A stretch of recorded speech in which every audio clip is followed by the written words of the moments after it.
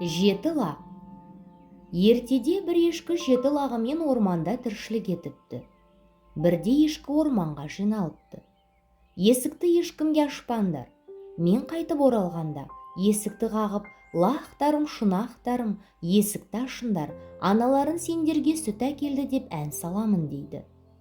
Осы кезде ешкі үйінің маңында қасқыр жемтік іздеп жортып жүрген. Ол лақтарды алдамақ болды. Қасқыр ешкінің кеткенін күтіп, лақтардың ешкімнің қарауынсыз қалған сәтін аңдыды. Ешкі кетісімен қасқыр есікті қағып, өзінің жуан даусымен оның әнін айтады. Бірақ лақтар оның бөтен дауыс екенін біліп есік ашпай қояды. Қасқыр саудагерге барып бор сатып алды. Бордың бір кесегін жегенде даусы аздап жіңішкерді. Осы дауыспен ән айтып еді, лақтар тағы алданбады. Қасқыр ұстаға барып, өзіне тамақ жасатып алды. Даусы ешкінікі сияқты жіңішке болып шықты.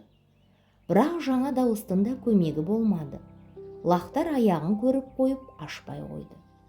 Қасқыр жылдам наубайшыға барып, аяғына себетін ұн сатып алды. Қасқыр есік алдына қайтып келді. Ақ аяғын лақтарға көрсете созып тұрып әнге басты. Балаларым, лақтарым, аналарың келді, сүт әкелді. Қорықпаңдар, есік ашыңдар. Жеті лақ сені бесік ашты. Қасқыр үйге кіріп келгенде лақтар жан-жаққа қашты, тығылып қалды. Қасқыр олардың бәрін де тауып жеп қойды.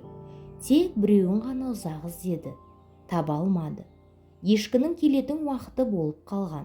Сондықтан ол зыта жөнелді. Ешкі үйіне келсе, есік айқара ашық жатыр. Үй ішінде ешкім көрінбейді. Пешінен бір лағын тауып алды. Ешкі басына түскен қайғыдан көз жасын көл қылды. Ешкі қасқырға келіп, сен бе менің лақтарымды жеп қойған деп сұрады. Қасқыр оған сенің лақтарыңды жеген жоқпын деп жауап қатты.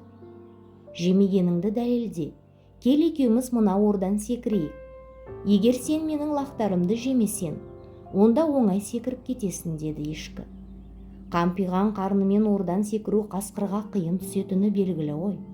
Амал қанша секірді, бірақ өзін өзі ұстай алмай, тура ыстық шоқтары бар орға құлады.